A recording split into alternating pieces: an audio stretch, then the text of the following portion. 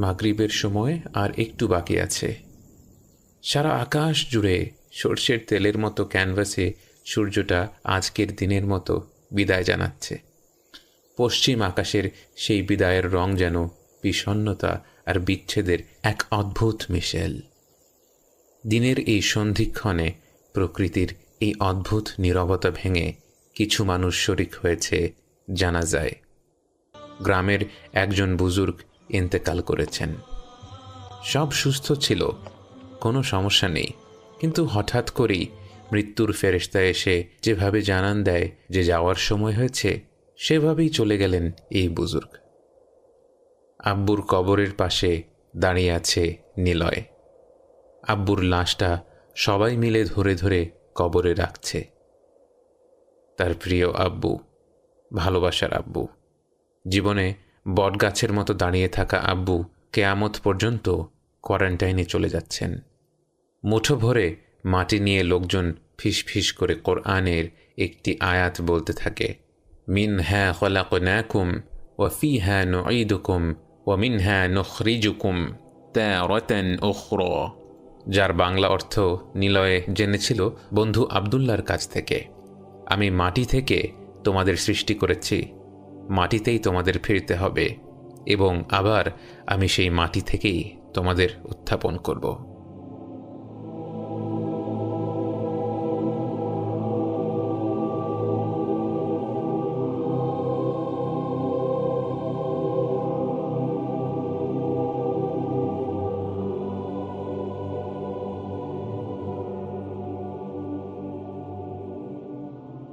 মাটি দিয়ে সবাই যে যার ঘরে ফিরে যায়, কেউ মসজিদে মাগরিবের নামাজ আদায় করতে যায়। নিলয় ভেতরে ভেতরে তখনও প্রচণ্ড অস্থির। তার অবুঝ মন কি যেন একটা খুঁজে চলেছে। নিলয় মুসলিম পরিবারে জন্মগ্রহণ করেও ইসলাম বা জীবন সম্পর্কে খুব বেশি ধারণা রাখে না। নিলয়ের এক বন্ধু ছিল আব্দুল্লাহ। সে ছোট থেকেই নিলয়ের সাথে পড়ত, যাকে বলে বেস্ট ফ্রেন্ড। সে বন্ধুটি এখন আলেম মানুষ, যদিও সে কখনোই নিজেকে আলেম হিসেবে পরিচয় দিতে চায় না, বরং বলে সে শুধুমাত্র একজন ছাত্র। এবং আব্দুল্লাহ বারবার বিভিন্ন সময়ে বিভিন্ন বিষয় নিয়ে নিলয়কে দাওয়া দিতে চেয়েছে, কিন্তু নিলয় বিভিন্ন অজুহাতে নিজেকে ছাড়িয়ে নিয়েছে সেই আলোচনা থেকে, কারণ এসব ব্যাপারে নিলয়ের সেরকম আগ্রহ কখনো জন্মায়নি। সে জানে মুসলমান পরিবারে জন্মেছে মানে মোটামুটি জান্নাতে যাওয়া নিশ্চিত, আর বাকি রইল নামাজ, রোজা বা হজ। তার জন্য তো অফুরন্ত সময় পড়ে আছে। একটু বয়স হলে রিটায়ারমেন্টের পরে হজ করে আসা যাবে, তারপর দাড়ি রেখে নিয়মিত মসজিদে নামাজ আদায় করবে ইনশাআল্লাহ। কিন্তু আব্বুর এই হঠাৎ মৃত্যুটা নিলয়কে অনেক বেশি ভাবাচ্ছে।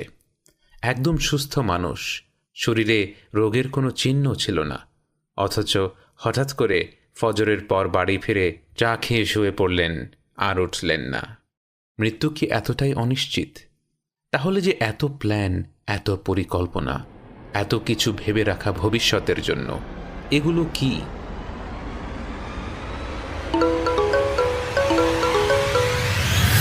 নিলয়ের ভাবনায় ছেদ পড়ে একটা ফোন কলে।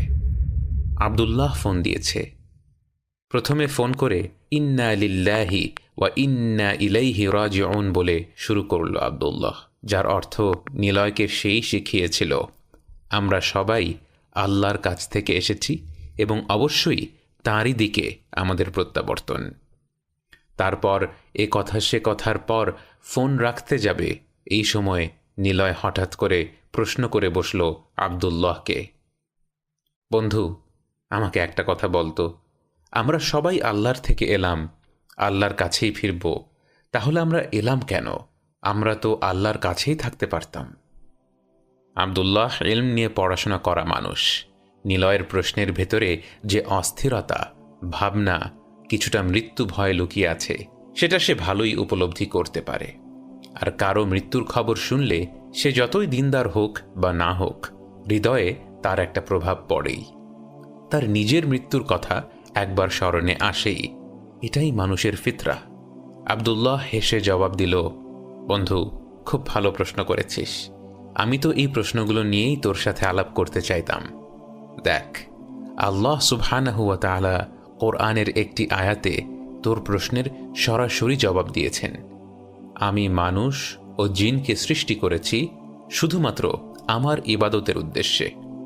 তার মানে আমরা যদি আল্লাহর কথা মতো ইবাদত করতে পারি, তার প্রকৃত বান্দা হয়ে উঠতে পারি, তাহলে নিশ্চিত জান্নাত।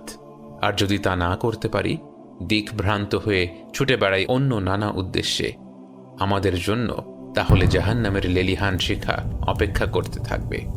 তার মানে এটা দাঁড়াচ্ছে আমাদের আখিরাতের পরিণতি নির্ভর করছে আমরা কিভাবে দুনিয়ার সময়টা ব্যয় করলাম। আমরা যে প্রতিনিয়ত আল্লাহর বিভিন্ন নিয়ামতে ডুবে রয়েছি, না চাইতেও অগণিত নিয়ামত আমাদের সুরক্ষা করে রেখেছে সারাক্ষণ। এর বিনিময়ে আমরা কতটুকু আল্লাহর ইবাদতে নিজেকে সম্পৃক্ত করতে পারছি? নিলয় আজকে আর অন্য দিনের মতো ফোন রাখতে পারছে না। তার যেন অদ্ভুত ভালো লাগছে কথাগুলো শুনতে। তার অশান্ত হৃদয়ে যেন এই কথাগুলোই শুনতে চাচ্ছিল।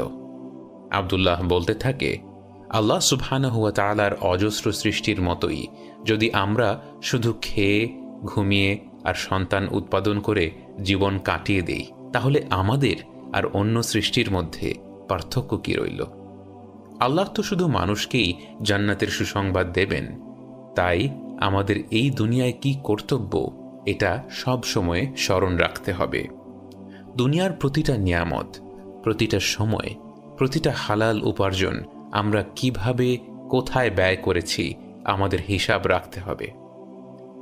আমাদের জীবনের প্রতিটা দুঃখ, আনন্দ, রোগ নিরাময়, ব্যথা, শান্তি, দারিদ্র্য, প্রাচুর্য, প্রতিটা ঘটনার প্রতিক্রিয়াকে আল্লাহর সাথে, আমাদের সৃষ্টিকর্তার সাথে সম্পৃক্ত করতে হবে।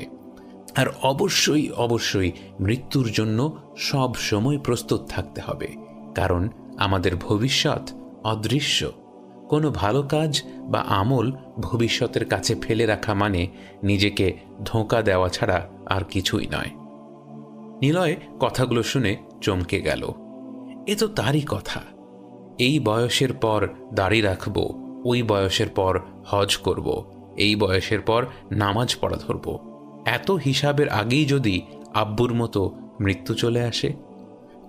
আব্দুল্লাহ বলতে থাকে, দেখ নিলয়, ভালো কাজে সবসময় বাধা আসেই, আর খারাপ কাজ অতি সহজে করে ফেলা যায়। সেজন্যে নবীজি রাসূলুল্লাহ সাল্লাল্লাহু আলাইহি ওয়াসাল্লাম বলেছেন, জান্নাতের পথ অত্যন্ত কঠিন এবং প্রতিবন্ধকতায় ভরা, অথচ জাহান্নামের পথ অতি মসৃণ।